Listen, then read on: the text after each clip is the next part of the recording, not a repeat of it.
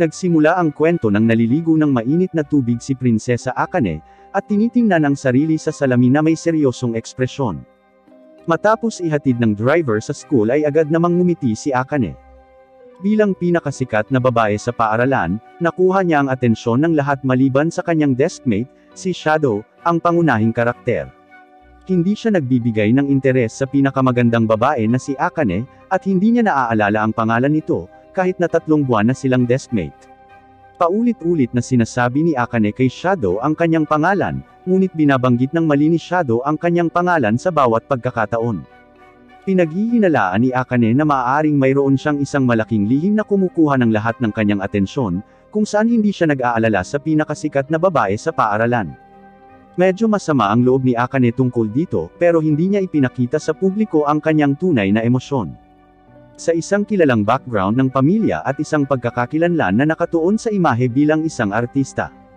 Laging may ngiti sa labi si Akane masaya man siya o hindi.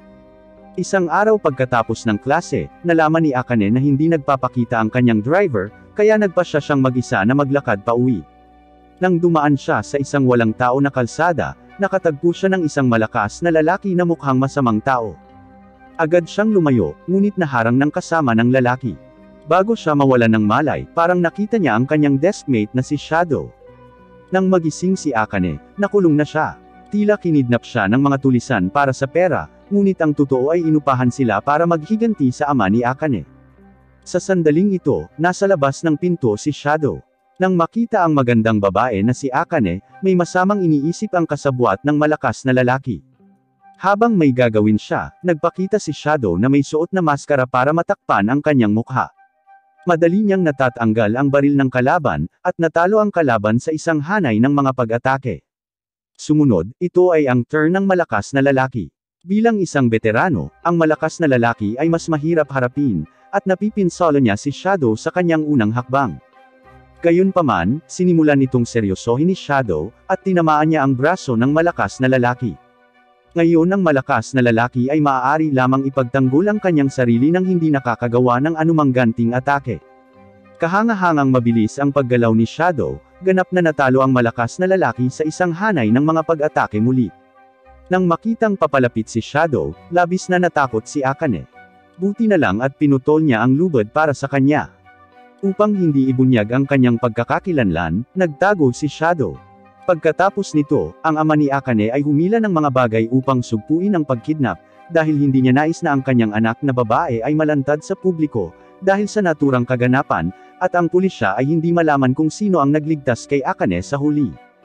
Pagbalik ni Akane sa paaralan, tama ang banggit ni Shadow sa kanyang pangalan, na ikinagulat ni Akane. Pero ang hindi niya inaasahan ay ito na ang huling pagkikita nila. Di nagtagal, isang aksidente sa trapiko ang na-broadcast sa TV, at ang namatay ay lumabas na ang ating pangunahing karakter, si Shadow. Siya ay muling nagkatawang tao bilang isang bagong silang na sanggol. Napakaamo ng kanyang ina habang ang kanyang ama ay isang kalbong baron.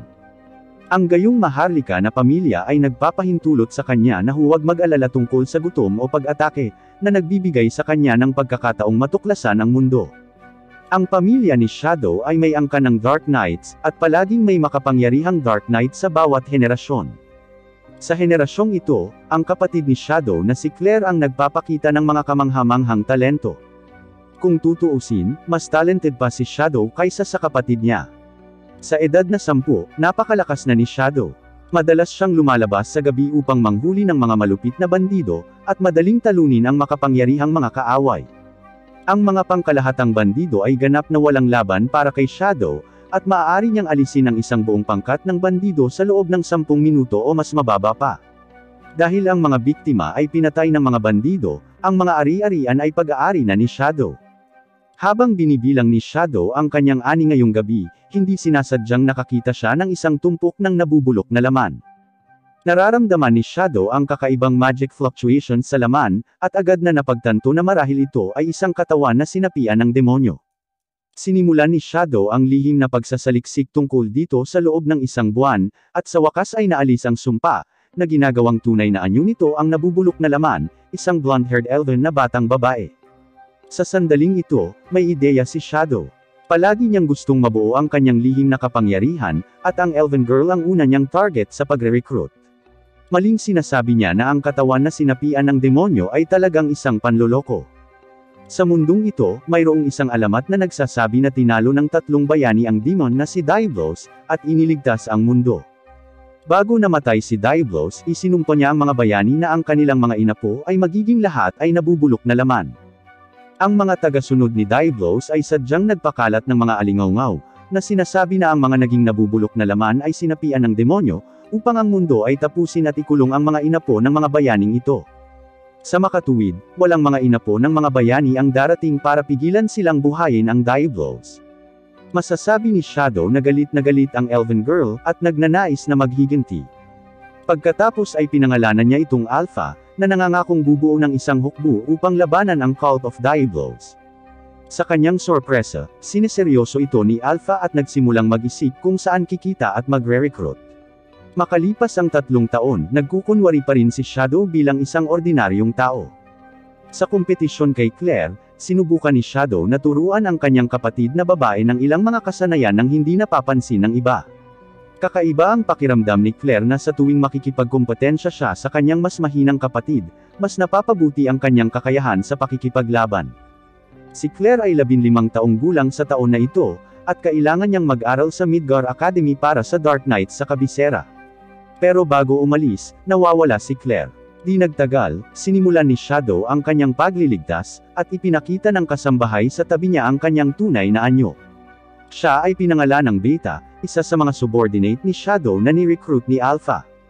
Sa nakalipas na 3 taon, tinulungan ni Alpha si Shadow na mag-recruit ng 6 na makapangyarihang subordinate, at si Alpha mismo ay kilala bilang isa sa Shadow 7. Mabilis na inutusan ni Shadow si Beta na hanapin si Claire kasama ng iba. Pagsapit ng gabi, ang kidnapper ay nagtatanong kay Claire. Naniniwala siya na si Claire ay isa ring sinapian ng demonyo, at gustong malaman ng kidnapper kung bakit hindi pa nagiging nabubulok na laman si Claire. Nang hindi niya sinasadyang malaman na ang lakas ni Claire ay mabilis na bumubuti dahil siya ay lumalakas sa tuwing nakikipagkompetensya siya sa kanyang kapatid, nagsimula siyang maghinala na si Shadow ang maaaring pumipigil kay Claire na mabulok. Nag-aalala si Claire na atakihin ng mga kidnapper ang kanyang kapatid, at sinubukan silang pigilan kahit na siya ay nasugatan. Gayunpaman, siya ay sinuntok lamang sa lupa. Sa sandaling iyon, ang kasama ng kidnapper ay nagdala ng masamang balita na 7 makapangyarihang babae ang pumasok. Nang ang kidnapper ay nagmamadaling lumabas upang suriin, ang kanyang mga kasama ay napatay na lahat. Sinabi ng Shadow 7 sa kidnapper na narito sila para sirain ang pakana ng Cult of Diablos. Pagkatapos ng ilang round, nalaman ng kidnapper na hindi siya katugma sa Shadow 7, kaya umiinom siya ng tableta na nagpapalakas sa kanya. Nagpapanggap siyang maglulunsad ng malakas na pag-atake, ngunit sa totoo lang, gusto lang niyang makagambala sa atensyon ng Shadow 7, para magkaroon siya ng pagkakataong tumakas. Iniisip ng kidnapper na sa wakas ay ligtas na siya, ngunit nakasalubong niya si Shadow na naligaw. Sa totoo lang, napakalakas ng kidnapper, ngunit nakatagpo niya si Shadow, ang may napakalawak na talento. Kaya sa huli, napatay ang kidnapper at ang kanyang pocket watch na may larawan ng kanyang anak na babae ay kinuha rin ni Shadow. Pagkatapos nun, umuwi na si Claire. Nang gumaling siya, pumunta siya sa kabisera para sa kanyang pag-aaral. Sa pagtataka ni Shadow, sinabi ng Shadow 7 na aalis din sila. Ngunit hindi ito gaanong nakakaapekto kay Shadow. Dumating siya sa kabisera ng kaharian ng mag-isa, at patuloy na nagpapanggap na ordinaryo. Napaka-successful ng pagbabalat kayo ni Shadow. Sa edad na 15, siya ay na-promote sa parehong Midgar Academy katulad ng kanyang kapatid na babae. Dahil sa kanyang katamtamang pagganap, siya ay nakatalaga sa isang sira-sirang apartment na malayo sa sentro ng lungsod. Mabilis na lumipas ang oras at 7 buwan na si Shadow sa akademya. Sa akademya, nakilala niya ang 2 bagong kaibigan. Tumaya sila sa pagsusulit sa paaralan, at si Shadow, na natalo sa laro, ay pinarusahan para sa pagtatapat ng kanyang pagmamahal kay Prinsesa Alexia. Si Alexia ay napakapopular sa paaralan na maraming mahuhusay na lalaki na nagko-confess sa kanya ng pagmamahal, ngunit tinatanggihan araw-araw. Si Shadow ay hindi nag-aalala tungkol sa pagtanggi sa lahat. Ang plano niya ay aamin siya ng may kaba sa kanyang katawan na nanginginig, at iiyak ng malakas pagkatapos na tanggihan. Sa hindi inaasahang pagkakataon, tinanggap ni Alexia ang kanyang pag-ibig, na ikinagulat din ng dalawa niyang kaibigan na nagtatago sa malapit. Sa makatuwid, si Shadow, na gustong manatiling hindi napapansin, ay biglang naging pinaka-high profile na estudyante sa paaralan. Nakuha niya ang atensyon ng lahat at pinag-uusapan saan man siya magpunta. Sa oras na ito, umupo si Alexia sa tabi niya, nagdadala ng maraming masasarap na pagkain. Gusto ni Shadow na kamuhian siya ni Alexia, para maghiwalay sila, kaya kusa siyang kumilos na parang taga-bundok, matako na kinukuha ang pagkain. Gayunpaman, hindi ito gumagana, sa halip, nagmumungkahi siyang magkaroon ng mga klase sa kanya ngayong hapon. Dahil sa rekomendasyon ni Alexia, inilipat si Shadow mula sa mababang antas ng fencing class patungo sa elite class, kung saan ang guro na si Zenon, ay isang royal fencing master. Habang nag-ensayo siya kasama si Alexia, nagulat si Shadow nang makitang mayroon silang katulad na mga kasanayan sa fencing. Pareho silang nakatutok sa base ng espada. Ang pag-uusap nina Alexia at Zenon pagkatapos ng klase ay nagpapakita ng kanilang relasyon, at lumalabas na si Zenon ang kandidato ng mapapangasawa ni Alexia. Pagkatapos ay sinabi ni Alexia kay Shadow ang tungkol sa kanyang plano. Tinanggap niya si Shadow at naging girlfriend niya, dahil gusto niyang pigilan ang mga manliligaw na iyon sa panggigipit sa kanya. Bukod dito, pinili niya si Shadow dahil mayroon itong katamtamang mga kwalifikasyon at ordinaryong background, para madali niyang mautos-utusan. Pagkatapos ay binanggit ni Alexia ang 2 punto na hindi nagawang tanggihan siya ni Shadow. Una, nalaman niya mula sa 2 estudyante na ang pag-amin ni Shadow sa kanya ay ang kanyang parusa matapos matalo sa taya. Kung isa sa publiko niya ito, magkakaproblema si Shadow. At saka, handang kunin ni Alexia si Shadow na may dissenting bayad. Sa mga sumunod na araw, laging hawak ni Alexia si Shadow kahit saan sila magpunta. Ngunit hindi nagseselos si Zenon. Sa makatuwid, nagsimulang tumambay si Alexia sa paligid ng lungsod kasama si Shadow, na nagbabalak na makita ng mas maraming tao upang magdulot ng mas malaking epekto kay Zenon. Isang araw pagkatapos ng klase, nagkaroon ng matinding pagtatalo sa pagitan nina Alexia at Shadow. Pinag-uusapan ni Alexia ang ordinaryong estilo ng espada na ginagamit nila ni Shadow, na talagang kinasusuklaman niya. Kung hindi dahil sa limitasyon ng kanyang talento, gusto niyang gumanap ng napakagandang henyo na sword art tulad ng kanyang kapatid na si Iris. Sinisikap ni Shadow na paliwanagan si Alexia na dapat ay tanggapin ang kanyang sarili sa halip na masyadong magmalasakit sa opinyon ng iba, na pumukaw sa kanya. Nang matalo siya sa kanyang kapatid na si Iris, inaliw din siya ni Iris sa ganitong paraan, ngunit nasaktan nito ang pagpapahalaga sa sarili ni Alexia. Sinabi ni Shadow kay Alexia na nagmamalasakit lamang siya sa mga pangunahing kaalaman sa mga kasanayan sa espada, habang sa kanyang alter ego ay hinahabol niya ang isang mababang profile ngunit makapangyarihang buhay na parang basic swordsmanship. Hindi gaanong kilala ni Alexia si Shadow, kaya hindi niya ito makuha at nagalit siya sa pagtatalo. Sa wakas ay nagpa siya na wakasan ang relasyon kay Shadow. Ayos lang si Shadow dito. Kinabukasan ng siya at ang 2 estudyante ay naglalakad patungo sa gate, hinarang sila ni Zenon, na nagpahayag na hindi pa umuwi si Alexia sa kanyang dorm mula pa kahapon, at si Shadow ay naging sospek sa pagkidnap sa kanya dahil magkasama sila kahapon. Si Shadow ay maamo na lumuhad, napansin na siya at ang kanyang 2 kaklase ay napaliligiran ng mga armadong sundalo. Samantala, nagising si Prinsesa Alexia mula sa pagkakoma, at nilagyan ng magic shackles. Sa oras na ito, nagpapakita ang isang mananaliksik. Ang lokong ito ang may pananagutan sa pagbabantay kay Alexia. Ang sinabi niya ay nagbubunyag ng isang mahalagang impormasyon na ang maharlikang dugo ni Alexia ay maaaring gamitin sa pagsasaliksik ng muling pagbuhay sa demonyong si Diablos. Ang mananaliksik ay kumukuha ng ilang mga tubo ng dugo ni Alexia, at patuloy siyang nagrereklamo tungkol sa kanyang Panginoon para sa pagsasabutahe sa kanyang pananaliksik. Habang sinasabi ito, mas lalo siyang nagalit. Kaya't nagsimula siyang magbulala sa halimaw sa selda. Hindi matiis ni Alexia na makitang naghihirap ang halimaw, kaya tinawag niya ang researcher para kuhanin ang kanyang dugo. Samantala, si Shadow ay napagkakamalang kidnapper, at brutal na tinanong ng knights. Lumipas ang ilang araw, iniulat ni Zenon ang mga resulta ng interogasyon sa kapatid ni Alexia na si Iris. Walang alam si Shadow at nagpanggap na mukha siyang mahina para talunin si Alexia, kaya pareho silang sumang-ayon na malamang na hindi si Shadow ang kidnapper. Ngunit napakalupit ni Iris kaya pinapunta niya ang knights para sundan si Shadow matapos siyang pakawalan. Sa oras na ito, isang away sa paaralan ang umaakit sa atensyon ni Iris. Sa bintana, nakita niyang ito ang kapatid ni Shadow na si Claire. Naniniwala siya na tiyak na hindi kikidnapan ng kanyang kapatid ang prinsesa, at balak niyang makipagduel sa mga knight na nag-interrogate kay Shadow. Pilit siyang pinipigilan ng ibang mga estudyante. Samantalang si Alexia naman ay napakahina na. Dahil kinukuhanan siya ng dugo ng researcher, pero binibigyan lang siya ng hindi masustansyang kanin. Naghihirap din si Shadow. Siya ay itinapon ng knights at natatakpan ng mga galos. Sa pagbabalik sa kanyang dormitoryo, nakita ni Shadow ang ilang taong sumusunod sa kanya. Sa sandaling iyon, isang misteryosong babae ang nagpakita upang tulungan siyang malutas ang stalker. Hindi nagtagal, lumitaw ang misteryosong babae sa dormitoryo ni Shadow. Siya pala ang pinuno ng Shadow 7, si Alpha. Sinabi ni Alpha kay Shadow na lumawak ng husto ang kanilang organisasyon, at sinusubukang abutin ang Cult of Diablos. Casual na nagtatanong si Shadow tungkol sa mga kamakailang nagawa ng organisasyon. Sinabi ni Alpha kay Shadow na ang Knights at ang Cult of Diablos ay malapit na concerned sa isa't isa, na maaaring sila ang tunay na kidnapper.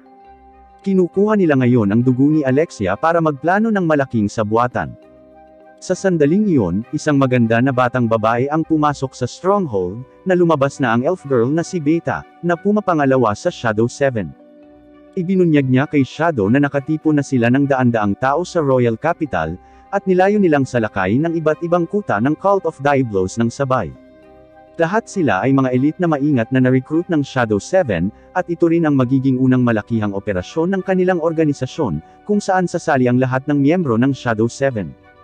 Ang mga miyembro ng Cult of Diablos na na-undercover sa Knights ay hindi alam na malapit na silang mamatay. Sa sandaling ito, dalawang bangkay ang lumitaw sa harap nila, na lumabas na mga stalker na nag-espiya kay Shadow, na naging sanhi ng pagkagambala ng dalawang kabalyero, pagkatapos ay sinamantala ni Shadow ang pag-atake at sa wakas ay pinatay sila. Samantala, ang Shadow 7 ay naglunsad ng pag-atake sa Cult of Diablos, at ang kabisera ng hari ay ganap na itinapon sa kaguluhan. Galit na galit ang mananaliksik, dahil napagtanto niyang malapit na siyang malantad. Pagkatapos ay direktang itinurok niya ang dugo ni Alexia sa katawan ng halimaw, na naging dahilan upang agad na lumaki ang halimaw.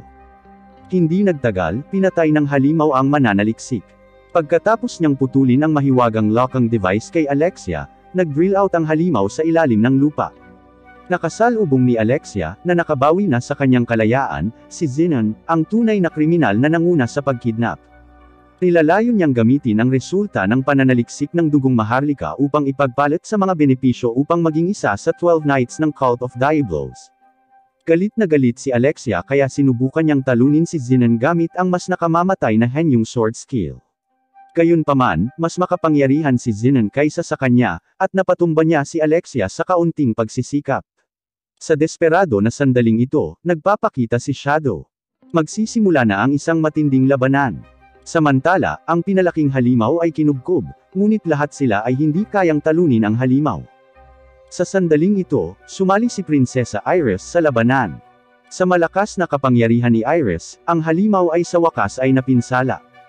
Pagkatapos ay pinakawalan ni Iris ang isang espada ng henyo na pinagsasama ang bilis at pagkasira, umaasa na ganap na patayin ang halimaw bago ang pagbabagong buhay nito. Sa sandaling iyon, pinigilan ng subordinate na si Alpha ni Shadow si Iris. Nagpapakita siya ng mas malakas na pag-atake kaysa kay Iris, pinapatay ang halimaw sa isang pag-atake lamang. Ngayon ay si Shadow naman. Nag-disguise siya nang magpakita sa harap ni Zenon at Alexia. Tiwala sa kanyang lakas, nagkusa si Zenon na atakehin si Shadow, ngunit hindi siya nanalo pagkatapos lumaban ng ilang round. Patuloy na naghihintay si Shadow kay Zenon na magpakita ng mas malalakas na pag-atake at unti-unting nawawala ang kanyang pasensya. Pagkatapos ay tinutuya niya si Zenon sa pamamagitan ng mga salita, na humantong sa isa pang matinding labanan. Nang maglaon, ang labanan sa pagitan ni Shadow at Zenon ay umabot din sa isang resulta. Tinalo ni Shadow ang napakagandang swordsmanship ni Zenon gamit ang kanyang ordinaryong swordplay. Sa oras na ito, gumawa ng panghuling pakikibaka si Zenon at umiinom ng gamot na nagpapalakas ng kapangyarihan. Matapos ang isang masakit na panagoy, nakumpleto niya ang kanyang pagbabago. Hindi nagtagal, naglunsad si Zenon ng isang mas nakamamatay na pag-atake sa kanyang katawan na kumikinang ng isang nakakabulag na pula. Habang madaling nilalabanan ni Shadow ang pag-atake ni Zenon gamit ang kanyang magic na kumikinang na purple, nagulat si Zenon nang makitang ang magic power ni Shadow ay hindi bababa sa 10 beses na mas malakas kaysa sa kanya. Matapos patayin ni Shadow si Zenon, isang malaking pagsabog ang direktang bumagsak sa lupa, na nagpapaliwanag sa kadiliman ng nakakasilaw na liwanag. Nadarama ng Shadow 7 sa isang misyon ang lakas ng pinunong si Shadow, na mayroon lamang katapatan, pagsamba, at pagmamahal sa kanya. Pagkatapos ng kaguluhan, bumalik sa normal ang mga araw. Sinabi ni Alexia kay Shadow na gusto niya ang basic swordplay ngayon, dahil nasaksihan niya ang kapangyarihan ng misteryosong lalaki. Pagkatapos nito, namula si Alexia at nagtanong kung payag si Shadow na magkaroon ng formal na relasyon sa kanya. Samantala, nagtipon ng Shadow 7 para sa isang pulong. Mayroon na silang mas kagyat na problemang dapat lutasin. Isang grupo ng mga sinungaling ang nagpapanggap bilang Shadow Garden sa publiko, na ikinagalit nila, kaya nagpasya silang alamin muna ang tungkol sa grupong ito ng mga scammer. Kasabay nito, tinipon ni Iris ang kanyang pinagkakatiwalaang knights, na naglalayong mag-set up ng bagong departamento ng investigasyon para imbestigahan ang pinagmula ng Cult of Diablos, at ng Shadow Garden. Isang bagong matinding labanan ang tila paparating. Ang ilang serial killer na nakabalat kayo bilang mga miyembro ng Shadow Garden ay pumapatay ng mga tao sa paligid ng kabisera. Ngunit hindi makapaglaan ng maraming oras si Iris sa kaso ng pagpatay dahil nakakita siya ng kakaibang artifact sa kidnapping site. Nahanap niya ang sikat na scholar sa bansa na si Sherry, na anak na ampon ni Vice Principal Ruslan, at isang estudyante ng paaralan. Umaasa si Iris na makakahanap si Sherry ng mga pahiwatig tungkol sa mga kidnapper mula sa artifact. Pagkatapos ng klase, kinaladkad si Shadow ng 2 kaklase upang mamili, at nagkataong may nakitang isang tindahan na naglulunsad ng bagong produkto na pinangalanang tsokolate. Sa sandaling iyon, si Nu, isang staff sa tindahan, ay lumapit kay Shadow at inanyayahan siyang lumahok sa isang palatanungan ng mag-isa. Kinuha ni Nu si Shadow upang makita si Gamma, isa sa mga miyembro ng Shadow 7, at ang tindahang ito ay pag-aari ng Shadow Garden. Maraming taon na ang nakalipas, sinabi ni Shadow kay Gamma ang tungkol sa kanyang nakaraang buhay, kabilang ang kung paano gumawa ng tsokolate at iba't ibang merienda. Si Gamma ay matalino at nakakagawa ng tsokolate. Pagkatapos, si Gamma ay nagdadala ng mas magandang balita kay Shadow. Ngayon ay kumalat na ang kanyang negosyo sa loob at labas ng kaharian, na kumikita ng kamanghamanghang kayamanan na hanggang 1 bilyon at 200 milyon para kay Shadow. Nalaman din ni Shadow mula kay Gamma na may ilang impostor na nagpapanggap na mula sa Shadow Garden na pumapatay ng mga tao sa lungsod. Ipinadala ni Gamma ang kanyang pinakamalakas na katulong, si Nu, upang tulungan si Shadow na imbestigahan ito. Sa pagbabalik sa paaralan sa gabi, nagkataon na nakatagpo si Shadow ng away ni Alexia at isa sa mga impostor. Nagbabago si Shadow sa isang disguise upang iligtas ang nasugatan na prinsesa, at nahuli ang impostor sa kanyang sobrang lakas. Pagkatapos ay ibinigay niya ang interogasyon kay Nu. Di nagtagal, nakuha ni Iris ang pinakabagong impormasyon mula kay Alexia na nagpapagulo sa kanya. Parehong makapangyarihan ang Cult of Diablos, at ang Shadow Garden, at ngayon ay may isa pang misteryosong puwersa na nagpapanggap bilang Shadow Garden.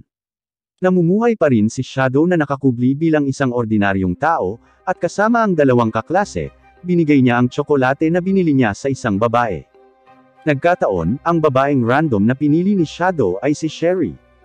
Nagbiro si Ruslan na ang kanyang adoptive na anak na babae ay nakabighani ng isang lalaki, at pagkatapos, siya ay tila casual na nagtatanong tungkol sa pag-unlad ng pananaliksik ni Sherry. Sa sandaling iyon, nagsimulang umubo si Ruslan. Pagkaalis ni Ruslan, sinimulan ni Sherry na titigan ang tsokolate, iniisip kung paano tutugan kay Shadow. Sa sandaling ito, hindi alam ni Shadow na siya ay nagugustuhan ni Sherry. Nagnakaw si Nu ng uniforme ng paaralan para makalusot sa paaralan at nagre-report sa kanya. Sinabi niya kay Shadow na ang Cult of Diablos ay mahilig mag-brainwash ng mga miyembro nito, at malamang naaakitin ng mga impostor ang Shadow Garden. Kamakailan, natuntun ng Shadow Garden si Rex, isang pinangalanang unang anak ng kulto, na lihim na kumikilos sa kabisera ng hari. Nararamdaman pa rin ni Shadow na ang Cult of Diablos ay gawa-gawa lamang ng kanyang sarili, kaya hindi siya nakikinig ng mabuti sa impormasyon ni Nu sa buong panahon. Hindi pa nagtagal, tinulungan siya ng 2 sa mga kaklase ni Shadow na mag-sign up para sa tournament ng paaralan, at nagsimulang mag-isip si Shadow kung paano perpektong maglaro ng ordinaryo sa laro. Sa lalong madaling panahon, ang paligsahan ay magsisimula, kung saan si Rose ay makikipag-duel kay Shadow. Si Shadow ay labis na nasisiyahan sa kanyang kalaban, at inihanda niya ang perpektong plano sa pagbabalat kayo. Nagtapon siya ng isang bag ng plasma sa kanyang bibig, at pagkatapos ay peking binubugbog at nagsusuka ng dugo. Nang ipahayag ng referee si Rose bilang panalo, si Shadow ay nagsimulang maglaro ng isang mahinang tao na may matinding pagnanais na manalo. Paulit-ulit siyang bumangon matapos matumbos sa lupa. Sa huli, hindi nakatiis ang referee at sapilitang ipinahayag na nanalo si Rose. Nanlumo, sadyang binalot ni Shadow ang ilang patong ng bendahe sa kanyang ulo para magmukhang isang taong nasugatan, at doon siya nahanap ni Sherry. Ibinigay ni Sherry kay Shadow ang cookies na ginawa niya bilang kapalit, na nag-aalok na magsimula sa mga kaibigan, na nangangahulugang dahan-daang makibagay at pagkatapos ay pumunta pa sa magkasintahan. Ang nakakatawa ay hindi naaalala ni Shadow na binigyan siya ng tsokolate, at hindi niya maintindihan kung bakit lumapit sa kanya si Sherry. Maya-maya lang, nagpakita ang vice principal na si Ruslan. Palihim niyang pinagmamasdan ang crush ng kanyang adopted daughter. Sinisiyasat ni Shadow ang mga dakilang figure ng kaharian, kaya alam niyang ang lalaking nasa harap niya ay isang master ng parehong scholastic at martial arts. Upang gampanan ang papel ng isang ordinaryong mag-aaral, si Shadow ay hindi nais na masangkot sa anak na babae ng malaking tao, kaya nagpasya siyang iwasan ang kanyang sarili kay Sherry hanggat maaari. Ngunit ang katotohanan ay papunta sa kabaligtaran ng direksyon, hindi mapigilan ni Sherry na mawala si Shadow sa kanyang pagbabalik sa dormitoryo. Sa sandaling iyon, sumagi sa kanyang isipan ang figure ng chismosang girlfriend ni Shadow na si Alexia. Samantala, umiinom naman si Alexia ng bagong sikat na inumin, ang kape. Noon lang, biglang lumapit si Sherry sa kanyang pintuan, at tinanong niya si Alexia kung totoo ba ang chismis sa pagitan nila ni Shadow. Paliwanag ni Alexia, nagkukunwari lang silang magde-date kaya naman labis na ikinatuwa ni Sherry. Napagtanto ni Alexia na gusto rin ni Sherry si Shadow, at ang ipinagmamalaking prinsesa na si Alexia ay nakaramdam ng selos sa unang pagkakataon sa kanyang buhay. Hindi alam ni Shadow na naging sikat na siya sa maraming babae. Ang tanging inaalala niya ay kung kailan siya muling makapaglaro. Sa lalong madaling panahon dumating ang pagkakataon kay Shadow nang si Rose ang namuno sa isang pulong ng halalan para sa mga opisyal ng Student Council. Sa araw na ito, ang Cult of Diablos ay naglulunsad ng pag-atake sa paaralan, at isang pulang ilaw na barrier ang ganap na bumabalot sa paaralan. Si Shadow ang unang nakaalam na hindi siya maaaring gumamit ng mahika, at pagkatapos ay maraming umaatake ang sumugod sa silid-aralan. Si Rose, dahil hindi niya kayang gumamit ng mahika, ay hindi talaga sila tugma. Sa kritikal na sandali, hinaranggan ni Shadow ang nakamamatay na atake para kay Rose. Sa sandaling iyon, nagsimulang pilitin ng mga miyembro ng Cult of Diablos ang mga estudyante na magtipon. Pagkaalis pa lang nila ay nagising na si Shadow. Ginamit niya ang kanyang magic para maglaro ng patay at nilinlang ang lahat, habang karamihan sa mga estudyante at guro ay hindi kayang kontrolin ng eksakto ang magic dahil nakulong sila sa anti-magic barrier. Ngunit si Shadow ay isang exception, dahil maaari niyang hatiin ang mana sa mas maliliit na unit at malayang gamitin ito. Dumating si Shadow sa rooftop dahil makikita niya ang pinakamagandang tanawin ng paaralan mula sa itaas. Ang sitwasyon ng mga mananakop, kabalyero, at mga hostage ay nasa ilalim ng kanyang pagbabantay. Masyadong nakakatakot ang anti-magic barrier, kaya hindi naglakas loob si Iris at ang knights na pumasok. Sa makatuwid, kailangang harapin ni Shadow ang lahat ng mananakop ng mag-isa. Tuwang-tuwa si Shadow, at hindi nagtagal ay sinimulan na niya ang kanyang pangangaso. Samantala, kumikilos din ang mga miyembro ng cult. Gustong patayin ng elite ng cult na si Rex na binanggit ni noon pa lang si Sherry, at agawin sa kanya ang misteryosong artifact. Sa kabutihang palad, dalawang mataas na ranggo na kabalyero ang dumating sa oras, na kinuha ang mga utos ni Prinsesa Iris upang protektahan si Sherry. Ang dalawang knight na ito ay mas malakas kaysa sa mga regular na estudyante at guru sa academy, at binibigyan nila si Sherry ng ilang mahalagang oras para tumakas. Gayunpaman, si Sherry ay napaka-clumsy na nakakaakit ng atensyon ng culto ng ilang beses.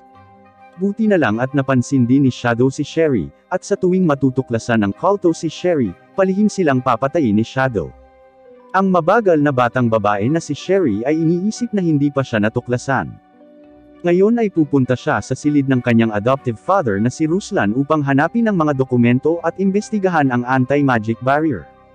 Kahit na tinutulungan ni Shadow si Sherry na lutasin ang mga miyembro ng cult sa daan, ang pabaya na babae ay nahuhulog pa rin kahit hindi hinahabol. Maaari lamang magpakita si Shadow upang masalo siya. Ang una niyang sinabi kay Sherry ay tanggalin ang tsinelas na nakakaingay. Sa ilalim ng proteksyon ni Shadow, matagumpay na natunto ni Sherry ang pinagmulan ng barrier. Mayroong isang sinaunang artifact na tinatawag na Eye of Avarice, na may kapasidad na sumipsip ng magic ng mga kalapit na tao. Matatandaan din ng Eye of Avarice ang mga katangian ng mana ng bawat tao, kaya ang mga nanghihimasok na iyon ay maaaring gumamit ng mana ng normal.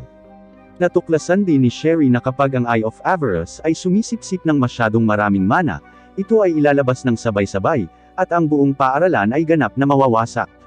Ang tanging bagay na makakaharap sa Eye of Avarice ngayon, ay ang artifact sa kamay ni Sherry. Ngunit mayroon pa ring dalawang problema. Ang isa ay nangangailangan pa rin si Sherry ng ilang materyales para maging epektibo ang artifact, at ang isa pa ay hindi pa sila nakaisip ng paraan para mapalapit sa Eye of Avarice. Si Shadow ay nagtatakda upang tulungan si Sherry na makahanap ng mga materyales, habang ang mayabang na si Rex ay hindi alam na malapit na siyang makatagpo ng isang malakas na kaaway na si Shadow. Iniuulat ni Rex sa isang misteryosong lalaki na ilang matataas na mandirigma ang napatay. Agad na napagtanto ng misteryosong lalaki na may kakaibang baluti na ang mamamatay tao ay maaaring mula sa Shadow Garden. Pagkatapos ay inayos niya si Rex na kumuha ng 4 na katulong upang makuha ang artifact. Si Rex ay casual sa una, ngunit nang ang 4 sa kanyang mga kasama ay napatay sa isang iglap, sa wakas ay nagsimula siyang magpanik. Napakabilis ni Shadow na hindi makita ni Rex ang kanyang mukha, ngunit binugbog siya sa buong oras. Siya ay umatras sa isang silid-aralan, kung saan siya ay natakot nang makitang puno ng mga bangkay ng kanyang mga kasama. Noon lang, inatake siya ni Shadow mula sa likuran. Pagkatapos tapusin si Rex, pumunta si Shadow sa silid ni Sherry upang mangolekta ng mga materyales, kung saan nakita niya si No, na pagkatapos ay nagulat kay Shadow na ang mga reinforcement ng kaharian ay may hindi pagkakaunawaan sa utos, at karamihan sa mga miyembro ng Shadow 7 ay wala na ngayon sa Royal Capital. Napakatahimik ni Shadow matapos itong pakinggan, at ang pakikipaglaban sa isang malaking organisasyon ng mag-isa ay nagpapasaya sa kanya. Pagkatapos ay idinetalye niya ang kanyang plano para sa labanan. Habang ang kapaligiran sa akademya ay nagiging tensyonado, isang matinding digmaan ang malapit ng sumiklab. Dinadala ni Shadow kay Sherry ang mga materyales na kailangan niya, at sa wakas ay lumikha si Sherry ng isang espesyal na aparato na maaaring pigilan ng Eye of Avarice. Dumating ang batang babae sa bulwagan sa pamamagitan ng isang lihim na daanan, at malakas niyang ibinato ang aparato sa pinuno ng mga nanghihimasok. Sa isang iglap, ang pulang ilaw na bumabalot sa paaralan ay nawala, at ang mga estudyanteng nakabalik ng ilan sa kanilang mahiwagang kapangyarihan ay agad na bumangon upang lumaban. Sa sandaling ito, nakita ni Shadow ang pinuno ng nanghihimasok, na kinikilala niya bilang adoptive father na si Ruslan ni Sherry, batay sa paraan ng kanyang paglalakad. Tinanggal ni Ruslan ang kanyang disguise at inihayag ang kanyang perpektong plano. Noong bata pa siya, si Ruslan ay isang dalubhasang eskrimador, ngunit nang maglaon ay dumanas siya ng kakaibang sakit na bumagsak ng husto sa kanyang lakas. Natuklasan ni Ruslan na maaaring gamutin ng Eye of Avarice ang kanyang sakit, kaya nilapitan niya ang ina ni Sherry sa pag-asang tutulong ang iskolar na ma-activate ang artifact. Gayunpaman, tinanggihan ng ina ni Sherry si Ruslan. Pagkatapos, brutal siyang pinatay ni Ruslan. Nagkunwaring mabait din ang matanda at umampon kay Sherry, at mula noon ay ginamit na ni Ruslan ang ampon na ito para ipagpatuloy ang pag-aaral ng artifact. Nagdamit si Shadow bilang pinuno ng Shadow Garden na naghahanda upang patayin ang masamang tao.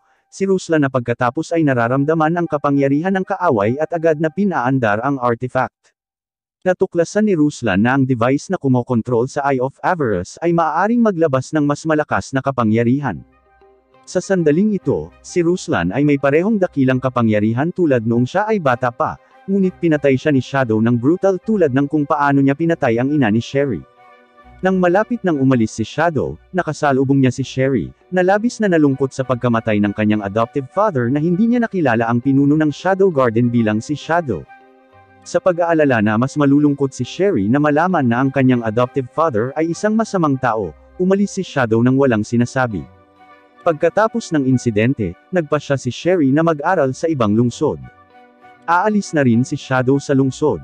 Sumulat si Alpha upang ipaalam sa kanyang mga kasama na magtipon sa sagradong lungsod, kung saan natuklasan niya ang mahalagang impormasyon. Nagkataon namang pupunta si Prinsesa Alexia, nakasabay ng kanilang destinasyon, sa lungsod para sa isang malaking kaganapan. Samantala, nakasalubong ni Shadow si Rose, na na-inlove dahil sa pagliligtas noon, habang papunta sa sagradong lungsod, at tiyak na gusto pa ni Rose matulog siya sa kwarto katabi ni Shadow. Pagkarating sa sagradong lungsod, kinaladkad ni Rose si Shadow sa sesyon ng pagpirma ng libro ng isang cartoonist, kung saan nabigla si Shadow nang makita ang mga gawa ng cartoonist, isang serye ng sikat na manga sa Earth. Hinala ni Shadow na may iba pang transmigrationer sa mundong ito, at nang kunin niya ang manga upang makita ang may akda, nakakita siya ng isang kakilala. Ang may akda pala ay si Beta mula sa Shadow 7. Palaging gusto ni Beta ang literatura, at minsan ay kinausap siya ni Shadow tungkol sa manga na nabasa niya sa Earth, ngunit hindi niya inaasahan na kakopyahin ito ng dalaga. Kailangang talikuran ni Shadow ang haka-haka na may iba pang transmigrationer. Sa ngayon, nasa hot spring siya para alisin ang pagod pagkatapos ng mahabang paglalakbay. Sa lalong madaling panahon ang pinakamalaking simbahan ay nagho-host ng isang malaking kaganapan sa sagradong lungsod, kung saan ang bawat rehistradong mandirigma ay tatawag ng kaluluwa ng isang bayani na tumalo sa demonyong hari na si Diablos habang nabubuhay. Kung mas malakas ang manlalaban, mas malakas na kaluluwa ang maaari niyang ipatawag. Sa sandaling iyon, isang aksidente ang mangyayari. Tehim na nag-sign up si Rose para kay Shadow, na nag-aalala na ilantad ang kanyang tunay na lakas sa sandaling ipatawag niya ang pinakamalakas na bayani. Kaya naman, lihim siyang nag-transform bilang pinuno ng Shadow Garden para isabotahe ang kaganapan. Sa sorpresa ng lahat, ipinatawag ni Shadow ang Calamity Witch na si Aurora, na napapabalitang nakakasindak gaya ni Diablos. Kahit na ang isang malakas na kalaban ay natatalo kay Shadow habang hindi pa niya nalantad ang kanyang buong lakas. Pagkatapos ng pagkatalo ni Aurora, biglang lumitaw ang isang portal, na sumisipsip kay Shadow. Sa sandaling ito, nagpapakita si Alpha kasama ang mga miyembro ng Shadow Garden, na kumukuha ng ilan sa mga pinuno ng simbahan, at si Beta, na nakabalat kayo bilang isang sikat na cartoonist. Pumasok na sila sa portal. Sina Alexia at Rose, sabik na malaman kung ano ang nangyayari, sumunod sa kanila. Si Alpha ay hindi gumagawa ng problema para kay Alexia at Rose, dahil mayroon siyang mas mahahalagang gawain sa paglalakbay na ito. Ayon sa mga sinaunang dokumentong natagpuan niya, ang lugar na ito ay tinatawag na Sanctuary, kung saan ang kaliwang kamay ng demonyong haring si Diablos ay nakaselyo. Ang mga sumunod na salita ni Alpha ay ikinagulat ng lahat.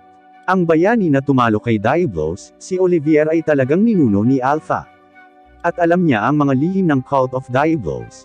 Pagkatapos ay sinisira ni Alpha ang mahiwagang core ng Sanctuary, na nagpapahintulot sa selyadong memorya ni Olivier na muling lumitaw. Nakuha ng Diablos Cult ang ilan sa mga cell ng Demon King, na sinubukan nilang gamitin upang mapataas ang kapangyarihan ng tao, ngunit karamihan sa mga eksperimento ay nabigo, at si Olivier ay isang bihirang nakaligtas sa panahong iyon. Ang kulto ang nagtulak kay Olivier na putulin ang kaliwang braso ni Diablos, ngunit ang kanilang tunay na layunin ay upang basagin ang kamanghamanghang pagbabagong kakayahan ni Diablos. Sa pamamagitan ng pagsasaliksik sa kaliwang braso ni Diablos, nakabuo ang kulto ng gamot na makakatulong sa kanila na magkaroon ng buhay na walang hanggan. Mayroong dalawang kapintasan sa gamot. Dapat itong kunin isang beses sa isang taon upang mapanatili ang epekto, at maaari itong makagawa lamang ng 12 beads bawat taon. Sa kalaunan, ang 12 Knights of Round of the Cult lamang ang kwalipikadong uminom ng gamot. Ang isa sa mga pinuno ng simbahan, si Nelson, ay may iba pang pagkakakilanlan bilang Knight of Round, na patuloy na nagsasaliksik upang malampasan ang mga kakulangan sa droga. Kinokontrol ng nakalantad na Nelson ang enchantment ng Sanctuary at random na nag-teleport sa mga tao sa paligid ni Alpha, na naiwan lamang ang orc na si Delta sa Shadow 7 sa tabi ni Alpha. Si Nelson ay lubos na kumpiyansa sa pagharap sa kanila, habang papalapit siya sa sentro ng Sanctuary, mas malakas ang kanyang kapangyarihan, habang si Alpha at ang iba ay mahihigop mula sa kanilang mahika at mawawala ang kanilang kapangyarihan sa pakikipaglaban. Sa isang iglap, nahati si Nelson sa hindi mabilang na mga kopya ng kanyang sarili na handa nang pumatay sa kanyang mga kalaban. Gayunpaman, hindi inaasahan ng Knight of Round na si Delta lang ang makakapatay sa lahat ng kanyang doppelganger nang hindi man lang kumikilos si Alpha. Si Epsilon, na kahit na na-teleport sa ibang lugar, ay tiwala sa lakas ng kanyang mga kasama, at sa halip na suportahan si Alpha, siya ay kumonsulta sa mga sinaunang dokumento sa iba.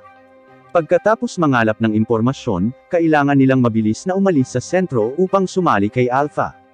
Samantala, nang makita ni Nelson na lumalakas ang kanyang kalaban, pinakawala ng selyadong si Olivier para sa isang mapagpasyang labanan.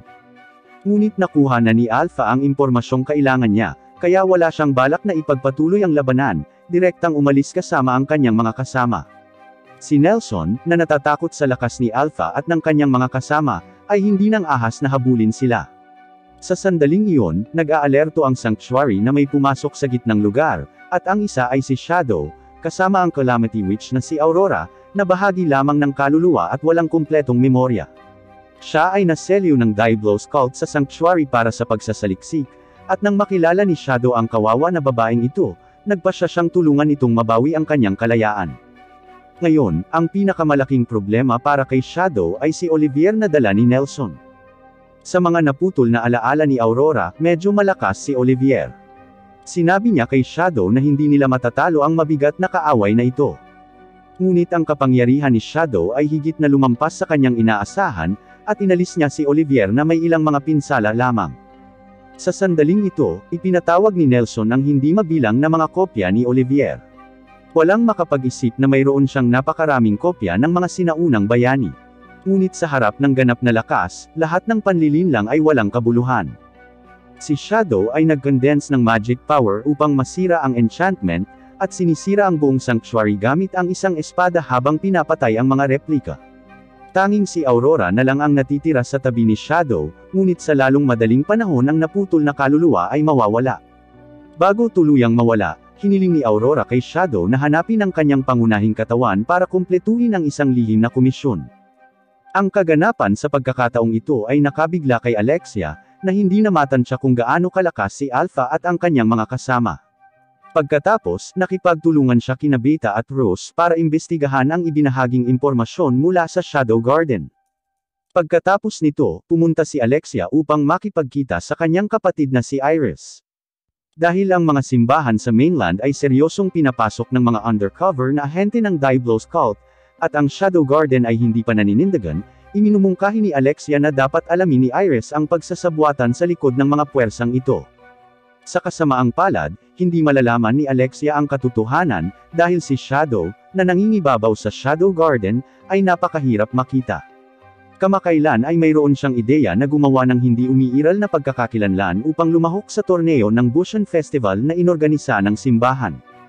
Balak ni Shadow na lumikha ng mahinang mukha na may malambot na slime, at pagkatapos ay talunin ang kanyang kalaban ng paulit-ulit upang umabanti, upang ang aktibidad ng pag-iisip ng madla ay mula sa pagtingin sa kanya bilang mahina hanggang sa labis na pagkagulat sa huli. Isang araw bago ang kompetisyon, sinalubong ni Shadow si Rose. Mula sa kanilang pag-uusap, nalaman na ang bansa ni Rose ay naghahangad ng sining kaysa sa puwersa, at si Rose ay nagsasanay ng martial arts laban sa utos ng hari, dahil siya ay iniligtas ng isang misteryosong tao noong siya ay bata, at mula noon, siya ay naghahangad ng kapangyarihan upang protektahan ang iba. Ngunit hindi alam ni Rose na ang misteryosong tao ay si Shadow. Malapit nang magsimula ang paligsahan, ngunit dalawang aksidente ang nangyari. Ang isa ay ang pagbabalat kayo ng mababang antas na manlalaban ni Shadow ay patuloy na nananalo, na ginagawang lubos na hindi kapanipaniwala ang mga manunood. Ang isa pa ay tumakas si Rose matapos saksakin ang kanyang kasintahan. Hinanap ni Alexia si Beta at hiniling sa kanya na imbestigahan kung ano ang nangyari kay Rose nang magkasama. Nag-aatubili, walang ibang pagpipilian si Beta, kundi ang sumang-ayon. Sa katunayan, binabantayan ng Shadow Garden si Rose, at pagkaalis, agad na natanggap ni Alexia ang paggalaw ni Rose. Habang nagpapatuloy ang paligsahan, napansin ni Shadow ang isang misteryosong babae na nagngangalang Beatrix, na naghahanap sa kanyang nawawalang pamangkin. Nalaman niyang malapit siyang kamukha ni Alpha, at hindi niya sinasadyang ihayag ang kanyang napakalakas na lakas. Dahil sabik na si Shadow na sumali sa competition in the skies, hindi na siya masyadong nag-iisip at umalis na lang. Nag-disguise siya ng bagong anyo at nakita niya ang kanyang kalaban, isang lalaking nagngangalang Goldie na may disenteng lakas. Dahil sa tuwing makakatagpo siya ng isang malakas na kalaban, si Goldie ay aktibong mag-iwas, hindi siya kailanman natalo sa iba sa pamamagitan ng mga laban, na binyansagang alamat na hindi natatalo. Upang manalo sa kompetisyon at sa pagsamba ng iba, inilunsad ni Goldie ang kanyang pinakamalakas na pag-atake. Sa sandaling iyon, bumahing si Shadow na naging sanhi ng pagsundot ng kanyang sandata kay Goldie, at sa huli, natalo si Goldie. Muling itinago ni Shadow ang kanyang tagumpay bilang isang aksidente. Samantala, si Rose ay malubhang nasugatan at halos hindi makatiis. Sumunod, tingnan natin ang mga alaala ni Rose. Hindi pa nagtagal, pinuntahan ni Rose ang kanyang ama, ngunit nalaman niyang kontrolado ng kanyang kasintahang si Perv ang matandang hari. Desididong inatake ni Rose si Perv, ngunit na-frame siya ni Perv at ng kanyang mga kasabwat. Tulad ni Alpha, si Rose ay inapuri ng mga bayani. Matapos siyang ma-demonize, halos mawalan na ng kontrol ang kanyang katawan. Sa sandaling iyon, nagbihis si Shadow bilang pinuno ng Shadow Garden, at tinulungan siyang bumalik sa kanyang katinoan.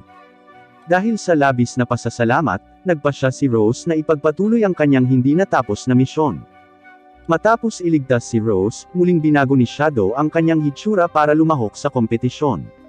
Sa pagkakataong ito ay haharapin niya ang isang napakalakas na kalaban na nagngangalang Ann-Rose.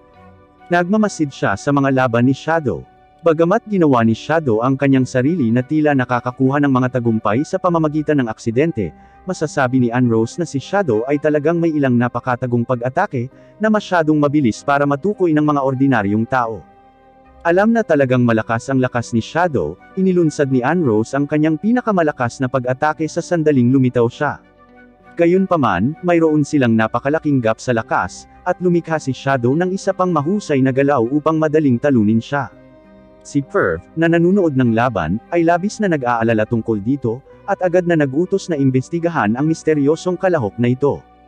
Pagkatapos ng kompetisyon, pumunta si Ann-Rose para magpagamot. Sa labis na paghanga kay Shadow, nag-aalok siya ng mapagbigay na deal para imbitahan siya na sumali sa kanyang sariling bansa. Gayunpaman, taglay ni Shadow ang kanyang makapangyarihang Shadow Empire, kaya hindi siya mapapahanga sa mga tuksong inaalok ni Ann-Rose. Malapit na ang araw ng finals ng tournament. Upang agawin ang kapangyarihan, nilayo ni Perv na pukawin ang digmaan sa pagitan ng dalawang bansa at gawing kaguluhan ang mundo sa pamamagitan ng pagkontrol sa hari upang patayin ang ama ni Iris. Gayunpaman, maraming mga variable sa kanyang plano, ang una ay ang pag-imbita ni Iris kay Beatrix bilang isang madla. Nabalitaan na ni Perv ang babaeng ito, na binyansagang martial goddess at mas malakas kaysa kay Iris. Kaya naman, malaki ang takot ni Perv kay Beatrix. Ang isa pang variable ay si Shadow, na nagbabalat kayo bilang isang kalahok hanggang sa finals. Sa panahon ng tunggalian, palaging nararamdaman ni Iris na siya ay mapapatay kahit na anong defensive posture ang gawin niya. Hindi matanggap ng proud girl na si Iris na aaminin niya ang pagkatalo bago pa man magsimula ang laban, kaya ipinakita ng prinsesa ang kanyang pinakamalakas na atake, ngunit madaling napahawak si Shadow sa kanyang leeg. Kaya, ang nagwagi ay napagpasyahan sa isang round. Walang sinuman ang makakapagtansya kung gaano kalakas si Shadow, at ang dahilan kung bakit nabigo ang plano ni Perv ay na napalampas niya ang variable na ito. Sa sandaling iyon, lumitaw si Rose sa madla. Hindi niya kayang makitang naging puppet ang kanyang ama na kontrolado ni Perv, at sa wakas ay napatay niya ang mahal na mahal niya. Nang magpasya siyang wakasan ang buhay ng kanyang sarili upang sundan ang kanyang ama, si Shadow ay sumugod sa anyo ng pinuno ng Shadow Garden. Ang gayong malapit na pagtatagpo ay nagpapaalala kay Rose ng isang nakaraan. Noong bata pa siya, minsan na siyang kinidnap, at napakaswerteng nailigtas siya ng isang misteryosong lalaki. Nakaramdam si Rose ng pamilyar na pakiramdam sa pinuno ng Shadow Garden, at sigurado siyang siya ang misteryosong tao noon. Sa panghihikayat ni Shadow, nabuhayan si Rose. Sa sandaling iyon, isang aksidente ang nangyari, biglang inatake ni Beatrix si Shadow. Malapit nang magtungo si Iris sa labanan laban kay Shadow, pinalalakas ang kanyang kapangyarihan gamit ang isang sinaunang sandata. Sinusubukan ni Iris na tapusin si Shadow, ang nakatagong banta sa kaharian, habang si Beatrix ay sabik na lumaban sa malakas. Gayunpaman, minamaliit nila ang lakas ni Shadow. Bagamat makapangyarihan, ang mga babaeng mandirigmang ito ay nalalagay pa rin sa isang dahado kapag si Shadow ay medyo sineseryoso sila. Sa huli, natalo sina Iris at Beatrix. Hindi gustong aminin ang pagkatalo, binalaan ni Iris si Shadow na ang mga kabalyero ng kaharian ay nagmamadali dito. Nang marinig ito, hindi natakot si Shadow, at pinakawalan niya ang isang malaking bilog ng lilang liwanag na bumabalot sa lungsod. Sa pamamagitan ng pagpapakita ng kanyang lakas, sinabi ni Shadow kay Iris na kaya niyang patayin ang lahat ng tao sa lungsod na ito sa isang segundo kung gusto niya. Nang nawala ang liwanag, wala na si Shadow. Ang Shadow 7 ay aktibo pa rin saan man pagkatapos ng araw na ito, na ang ilan ay nagsasagawa ng negosyo upang kumita ng pera para sa organisasyon at ang iba ay nangangalap ng impormasyon. Matapos maimbitahan ni Alpha, opisyal ding sumali si Rose sa Shadow Garden. Sira-sira ang kanyang mga damit nang inatake siya ng instructor, at ito ang unang pagkakataon niyang magkaroon ng pagsasanay para sa mga baguhan. Dito nagtatapos ang unang season ng anime na ito.